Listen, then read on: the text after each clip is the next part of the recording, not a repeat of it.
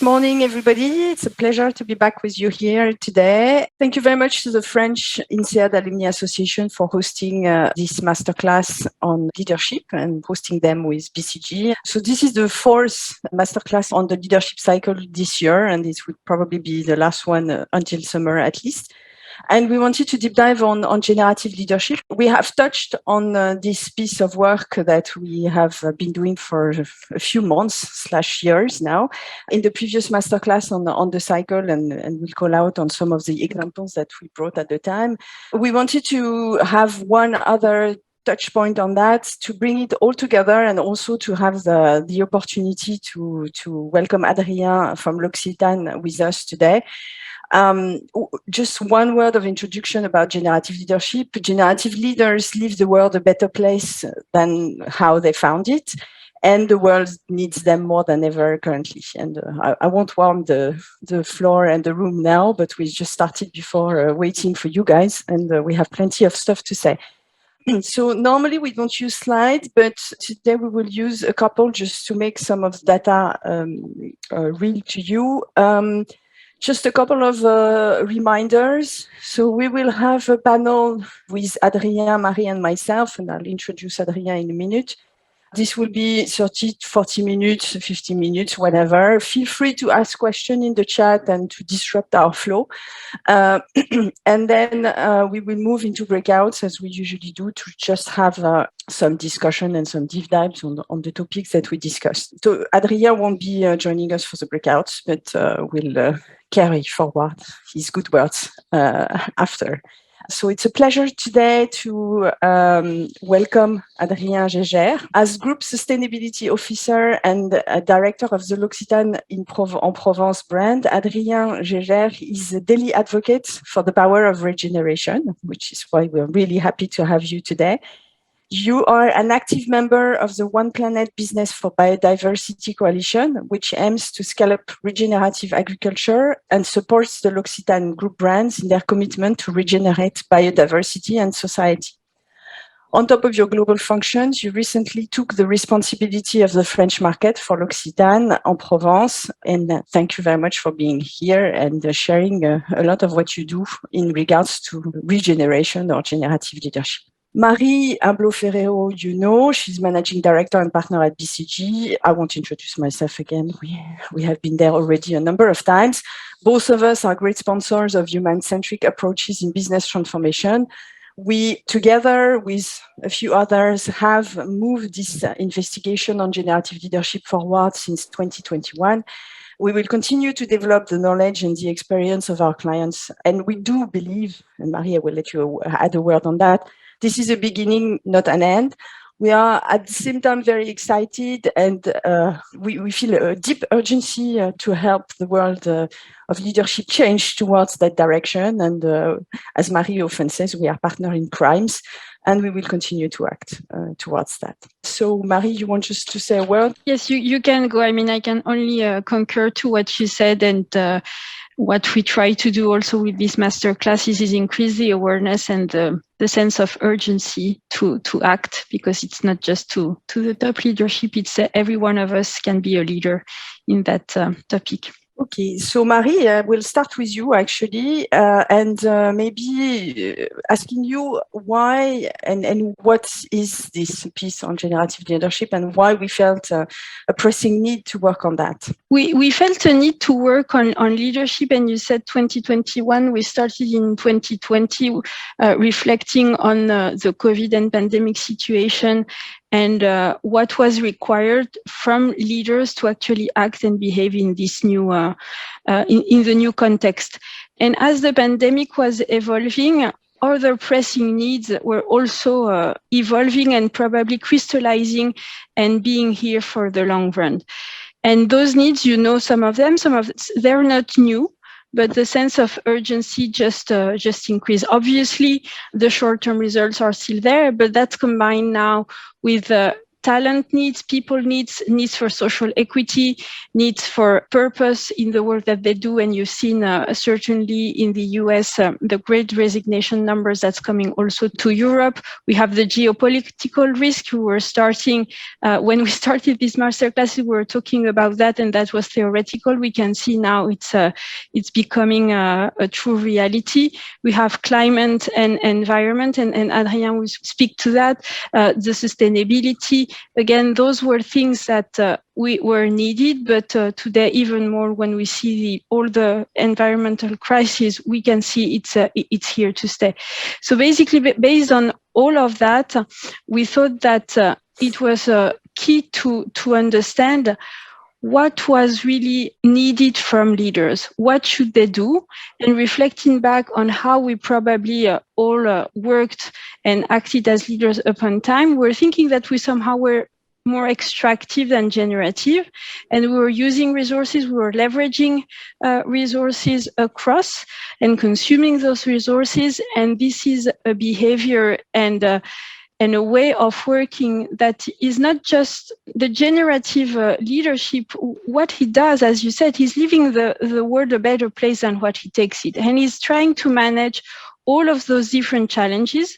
We're not here to say it's easy, but we're just here to say that this is now our reality. And being generative is working in that context, trying to use the resources and give back more to all of the different stakeholders that the company has. It's not just the customers, it's not just the stakeholders, but it's also the planet, the client, the employees, and all the different stakeholders that are involved. And Adrien will speak to that on how do we actually do business, not just considering the inside of the company and the direct consumers, but really the impact that the company can have as a whole for the environment, for the world, because eventually we just have one planet, and we need to work around that to regenerate as we actually deliver a service or a product, regenerate the resources that we use. Should it be raw materials? Should it be people? Should it be whatever resources we are actually using? And the way we can describe how being generative can be, for some of those that have already been to these master classes, you know that we use this framework for leaders on the head, the heart, and the hands. So the head is really the strategy, the heart, the more human capabilities, and the hand around the execution.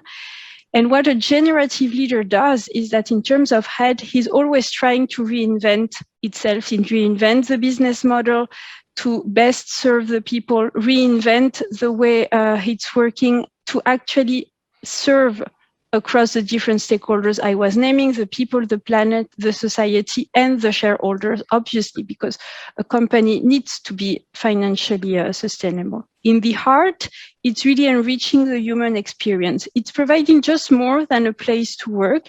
It's providing an experience to the people, creating this sense of purpose, that what the company is serving has a meaning. And lastly, on the hands, it's supercharged, what we call supercharged speed and adaptability. It's execution, but in a way that's agile, that can adapt to the circumstances, that empowers people to deliver and adapt again to what's needed and provide true agility to the ways of working. Thank you, Marie. Turning to you, Adrien, maybe you'd like to share a little bit of your background and experience, and then perhaps tell us a little bit how generative or regeneration works for L'Occitane en Provence. Hello, everyone. I'm a studied engineer. I came from an engineering background, and I first worked for a company called EDF Énergie Nouvelle. Going back to regenerative leadership, and I really like your definition from BCG. To be regenerative is to replenish human reserves and expand humanity's potential. I think it's pretty cool. And you know how your first work experience is always impactful, and you're carrying it all your life. And I'm still really young, but my first experience as EDF Énergie Nouvelle was really interesting because we were all young engineers, and our job was to expand this new business model, which was developing solar plants on top of roofs. industrial roofs, houses, etc. And I remember how much autonomy and trust we had from our leadership. It was really fantastic. We had a really strong sense of purpose because we wanted to use microgeneration as a source for sustainable energy. We really thought that, and we still believe that could be a strong alternative to our current energy mix. And we had all the support and trust from our leadership to expand and to work and to develop the business. So I did that for 3-4 years. Then I did MBA. So I did with your good friend, Wharton, the MBA, friend of INSEAD. And we actually had a few INSEAD friends coming to Wharton for a couple of months. And then after that, I went to L'Occitane, which is family business. I'm the second generation. And on L'Occitane, I worked in marketing, digital, in retail experience, and then became head of the brand and head of sustainability. And basically, the first thing I realized working and getting a leadership role at L'Occitane was that we had a completely opposite leadership culture. And it was really about micromanagement, controlling what's happening at every level, securing all the output with many processes to make sure that everything, doesn't fall apart, because this company used to be really small, like not long ago, 15 years ago, became really big in a very short time. And in order to manage with this expansion, we create a lot of processes. And I remembered my first experience and how liberating it was and how actually miserable our colleagues were at L'Occitane. I had also a great influence was one book I read is quite famous now, is Teams of Teams, from Mac Crystal. And it was really one thing that I think is really simple, but it makes so much sense, is to say that to be a leader as a gardener. As a gardener, meaning, actually what you have to do is you have to set up the condition for your people to actually, excel. And then, to create something out of it, then you have to set up a goal, a mission. Where do you want to go? What do you want to do with all these people who are willing to work for this brand? And for us, it was quite actually, obvious. L'Occitane en Provence is not only like just a cosmetic brand.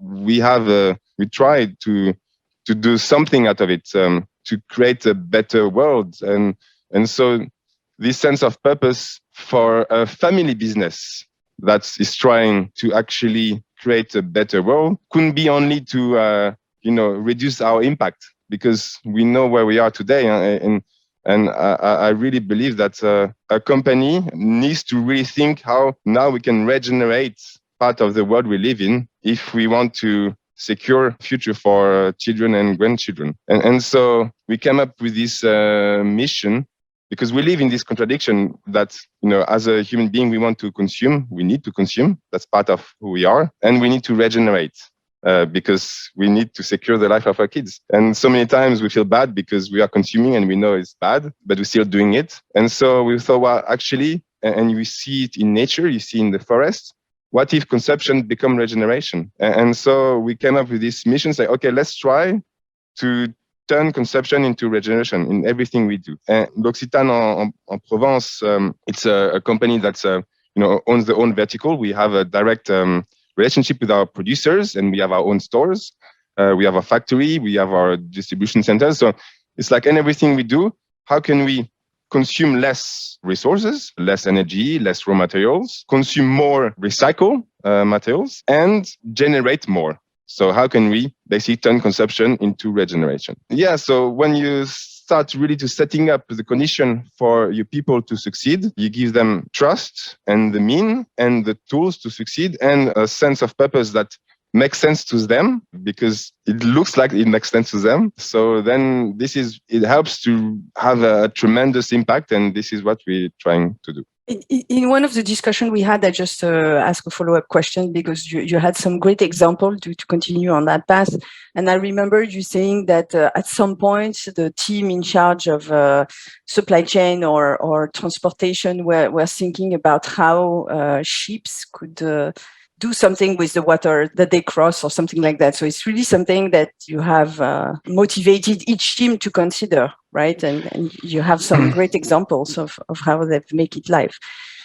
Yeah, I mean, like turning conception into regeneration is something that anyone can think of in its own work. So like at the store level, it's about, how can we not have packaging that goes into the bin, but sustainable packaging, meaning packaging that can be reused like every time, and then you refill in the store. So then suddenly you are actually consuming much less plastic, actually zero plastic, just a pump that actually you're reusing.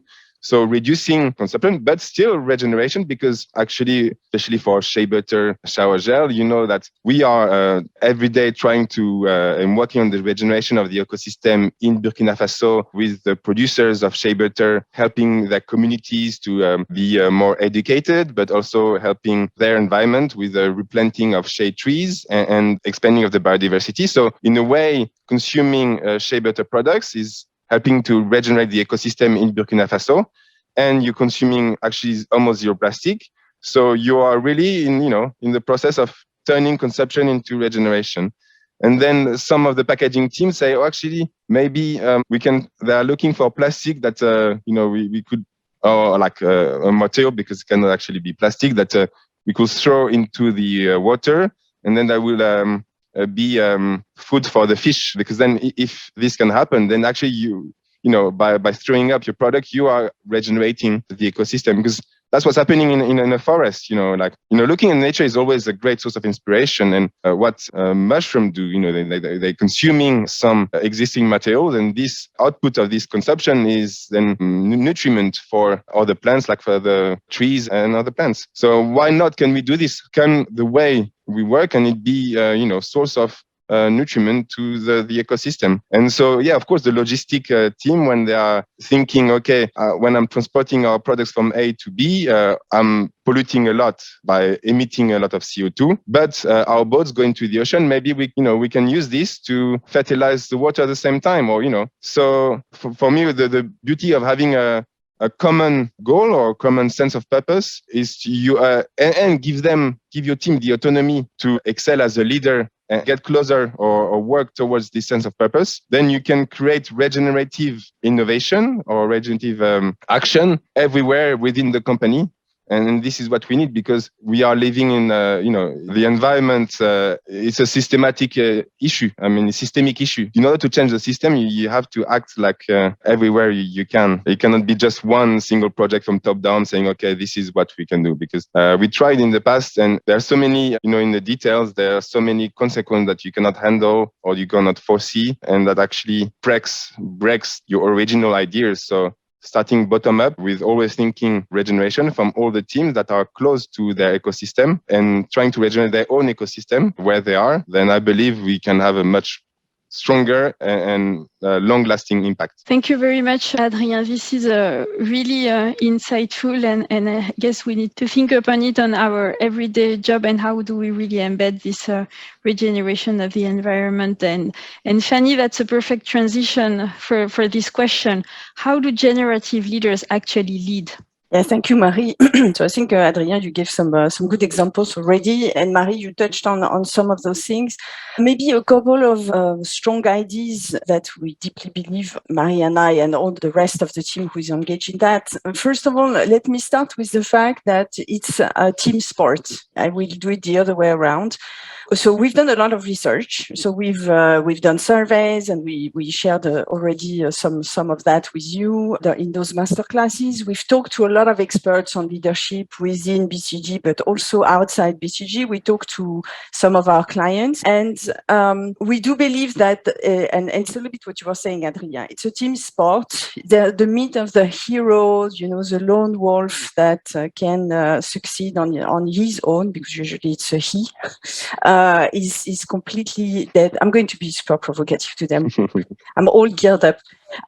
So this cannot happen anymore, just because of the magnitude and the complexity of the issues that leaders have to deal with. Okay, so there's not one single brain that can tackle everything at the same time. So you need a team, you to think about it as a team. You also need that dimension to be very strong, because if you're moving away from the complexity of the environment, there's also a number of I would say, qualities or behaviors that you need to master much better than today.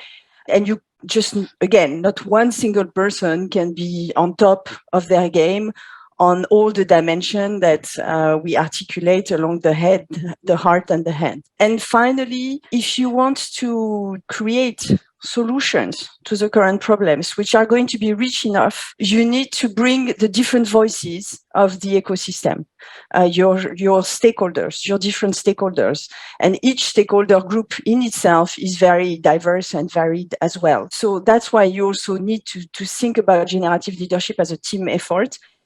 Because, all the members, the participants will, the more you increase the diversity of this group, and we're not talking about 50 people, right, or whatever, but it has to stay manageable if you want to move things forward at various levels. But again, you need to be able to create teams which represent different voices, which bring a certain degree of diversity of thinking in order to enrich the solutions at whatever level you're looking at issues, the current issues that companies are tackling today.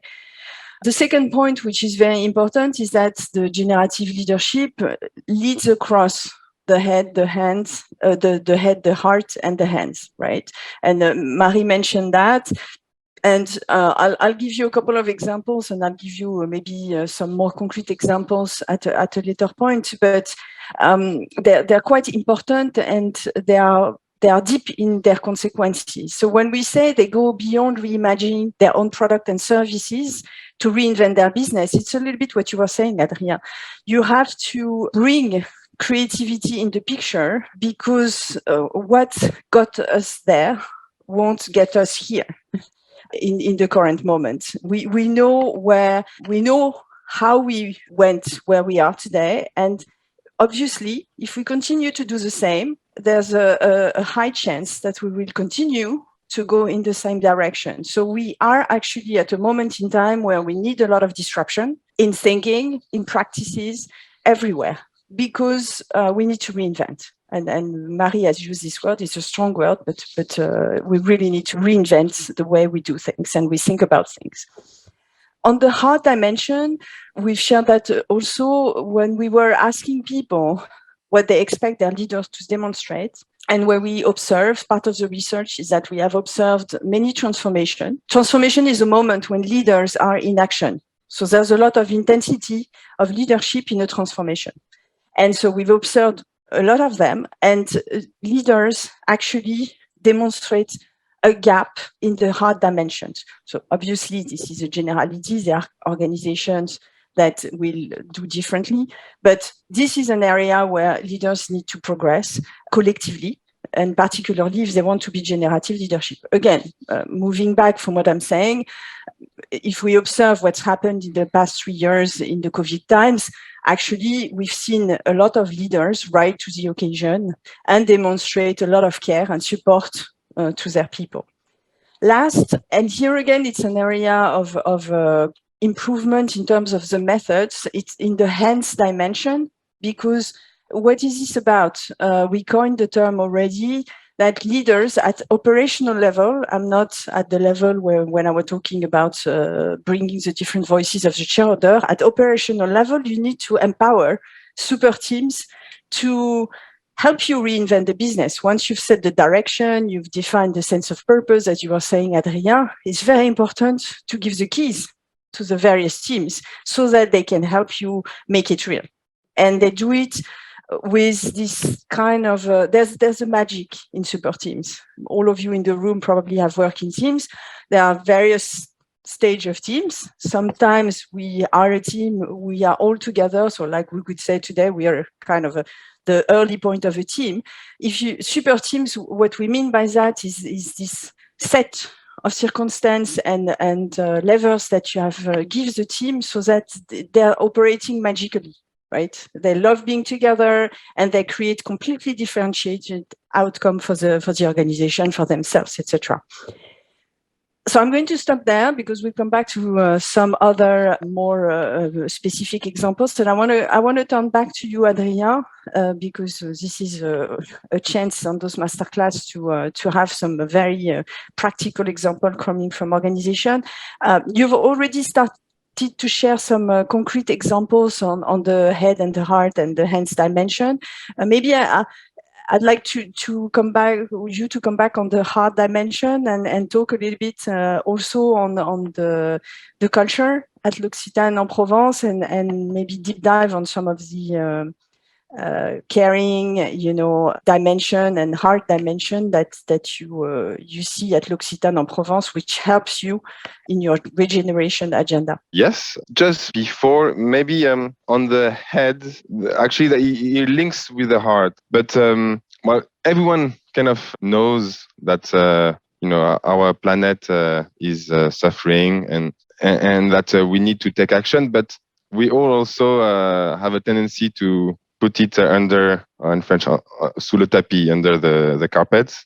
And forget about it. And depending on where we live or how do we live, sometimes we actually don't even see it. I mean, some people in our team lives in Seoul or in some places like in New York. And if you live in an urban area and you have been doing the same thing, and you don't really see actually that there is a change in the environment, that there is a loss in biodiversity, and especially if when you turn the radio on and you hear about it, which is not that often actually, you also change the channel.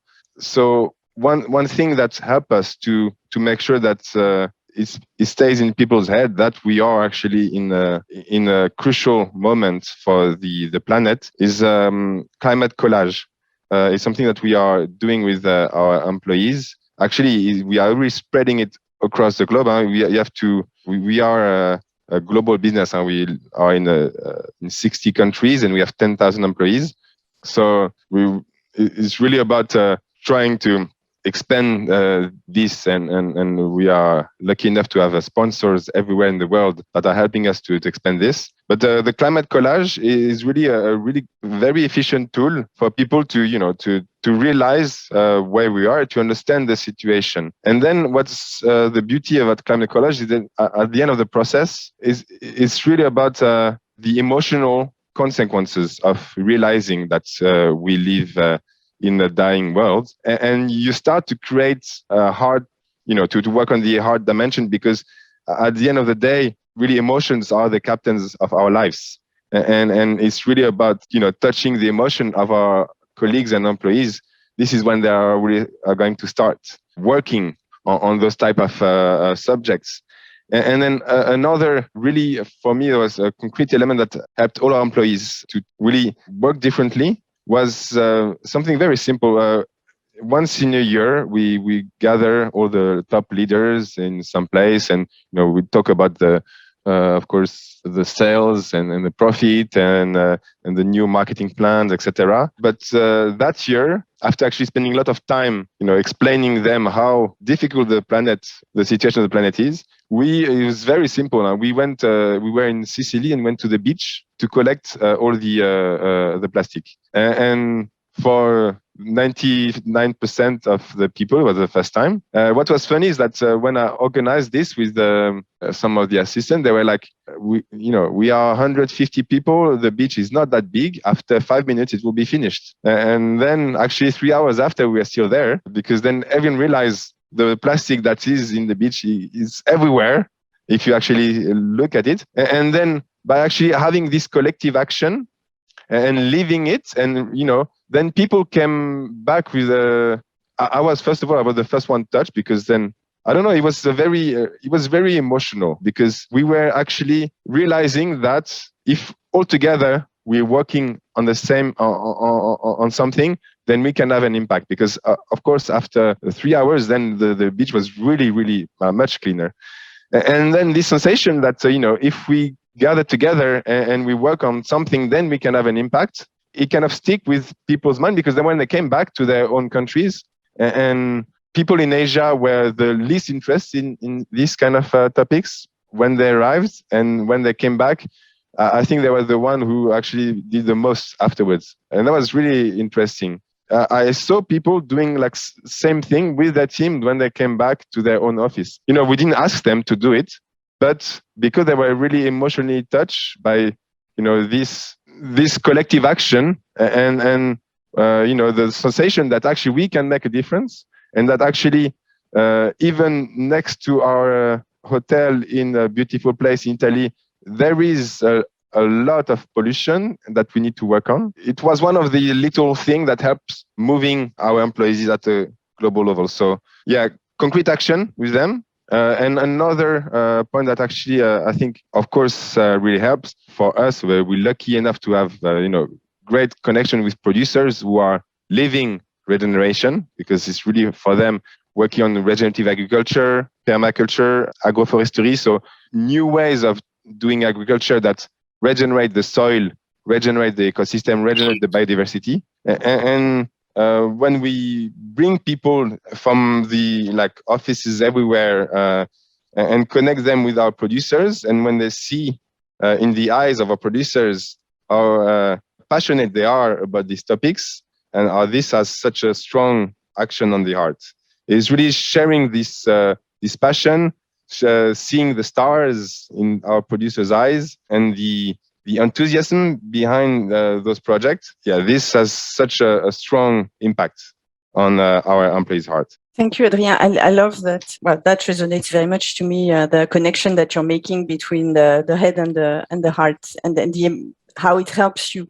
actually create an emotional engagement, which is how you eventually manage to call people to action. Marie, I'm coming back a little bit to the head, though. And Adrien, feel free to comment, because I know you have a strong opinion on that. And actually, I'm quoting you in the discussion we had at some point. What gets measured gets done. Marie, how generative leadership helps rethink a little bit. And there are recent developments that go in that direction, which are positive. So. No, thank you for that question and for the introduction that we're coming back to the head and generative leadership, as you, I hope you see, it's actually having the right combination of the three, right? The head, the heart, and the hands, and trying to combine all of them and not just focus on the head, but the head is somehow necessary. And what you said, Fanny, and Adrien, quoting you, what gets measured gets done.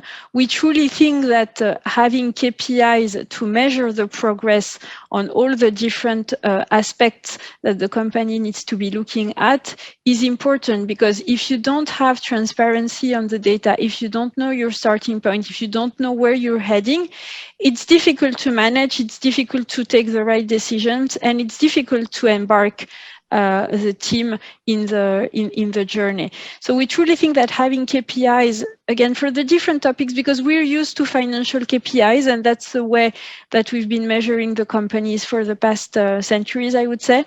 And you can see actually this week there was some news on also how to foster even more extra financial KPIs. And we know that some companies are already referring to those KPIs, and not just in the RSC section at the end of the annual plan, but more in the core of what they do.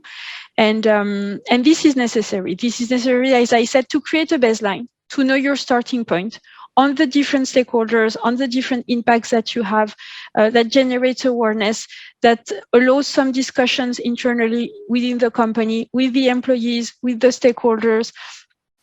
And that's really interesting to actually start the journey. And then that allows you to put a target on those KPIs. What are you truly aiming for? And the path forward can be done in different ways. It can be done as incentives, and then you measure and you progress along your journey step by step. We know that some of those steps are difficult because innovation is required, because new technologies are required, and that requires some time. And in the sustainability journey of some companies, for example, I'm thinking of Unilever or others, for a long time, the target was not truly to be actually achieved in the short term, but it was an incentive, and the company was thriving towards that target, which is very important because, again, at each point in time, you know where you stand. And some other companies that have been more prescriptive in achieving those targets. I'm thinking, for example, of the pharma industry that I know quite well, on Sanofi of Pierre Fabre, that have linked some of their target KPI for climate, for carbon reduction, or even quite recently to achieving the accessibility of some of the drugs to some specific populations. So they have linked those KPIs and those objectives to their loans and their financing systems, which means that if they don't achieve these KPIs, they would actually pay more of a financial for their financial loan. So this is more prescriptive. And again, it's a way of really trying in an effective way to show to the world what is your ambition, to show to the world where you stand, and be transparent about that, and be transparent of the journey ahead.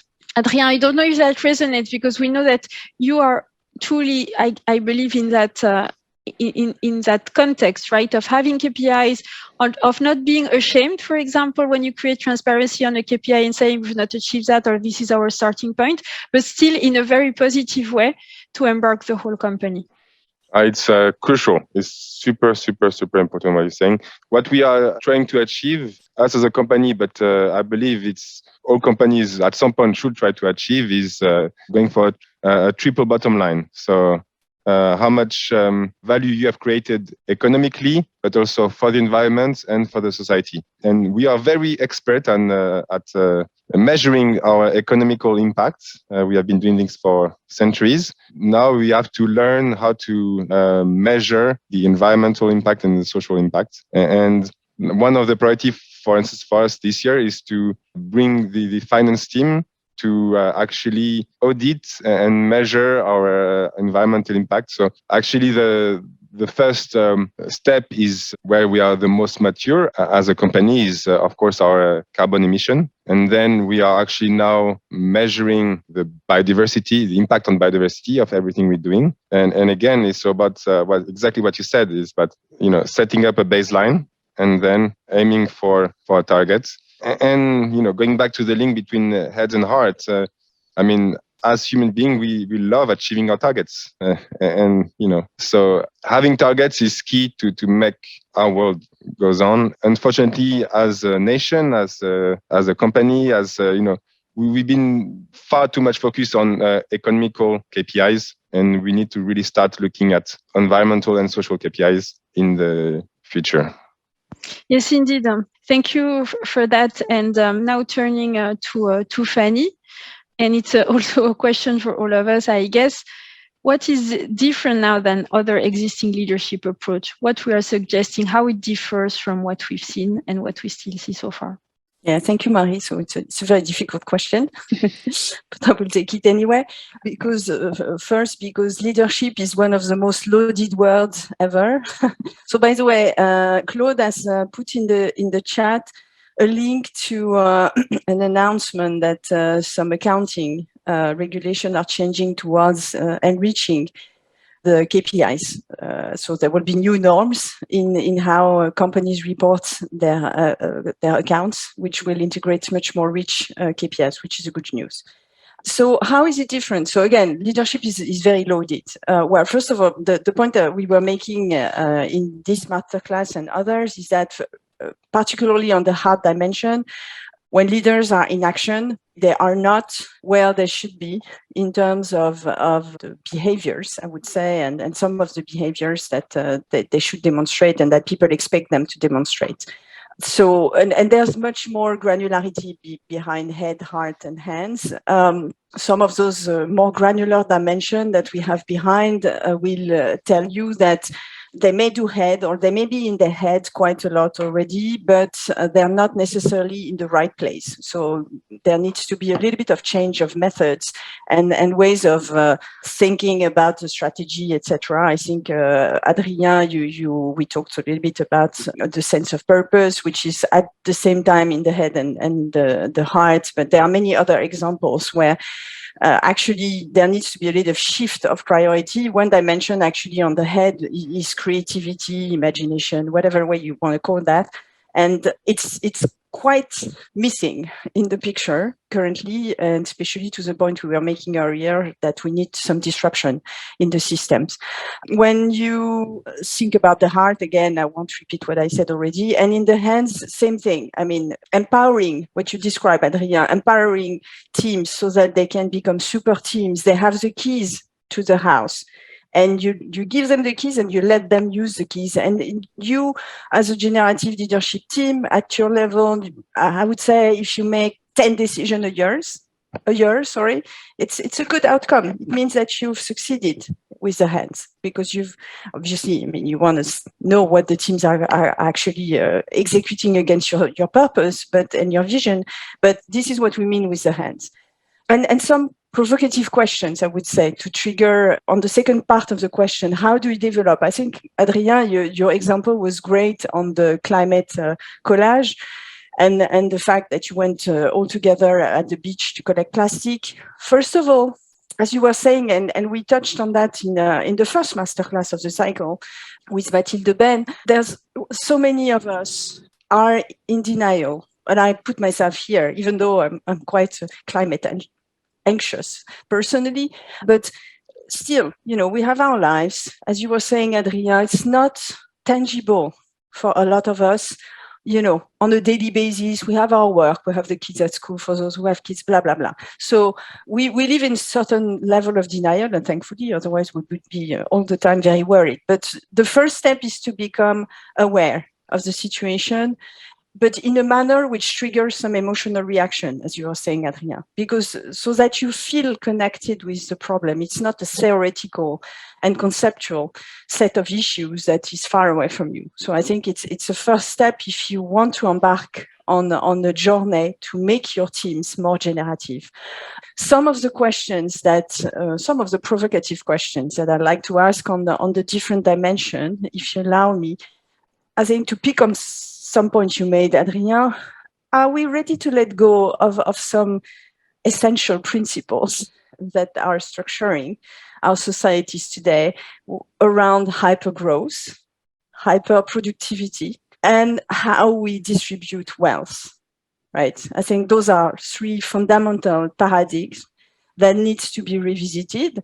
And again, we can push it back to, okay, well, that's a societal issue, but at every individual, at each level, we can ask ourselves this question, which is what you were saying, Adrien, when you were talking about the tension as individuals. Okay, yeah, you were talking when we were waiting. Okay, this is going to be a Fête des Mères next weekend, and let's all go to l'Occitane en Provence shop and buy a small present for our mothers. And we will have this tension. Oh, okay, should I consume? Yeah, it's a super brand, recycling, biodiversity, etc. But the other thing that I would let you consider as well is: are you systematically asking, when you think about strategy and new products and services, systematically thinking about, is that going to do good for the planet, for the society, for the people, will probably lead to different outcomes in certain situations. And particularly when it comes to, technology and things like that, I invite all of you also to start the journey to build some time for divergence and create space for your people to diverge. We are all super efficient and effective converging people, but give some space for imagination and divergence, and it will be time to converge to solutions. On the heart dimension, some of the key dimensions here, we mentioned that before, it's about caring, it's about empathetic listening, recognition of your people, coaching and development. For instance, which is dear to ourselves, and we covered on that in the first masterclass, is empathetic listening. If you want to be an empathetic listener, there are a couple of things that must be there, right? It's first of all, you need to create silence. And silence in your head, silence around yourself, if you want to listen to the people carefully. And the other dimension here, which is very important and which is actually a key success factor for diversity to lead results, is also to let go of our mental, judgmental framework. We all have a tendency to put people in boxes. And again, if we want to be generative leadership teams, that needs to tone down in a way.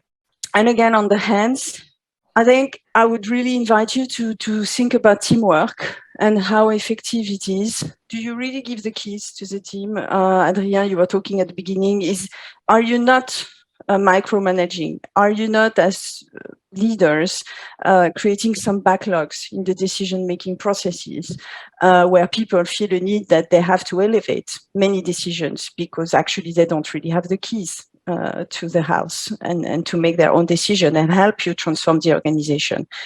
Do you really invest a lot of effort and money in upskilling and reskilling your people, which is something which is very, very important and needs to happen in the near future so that we transform our organization? So anyway, I can go on forever.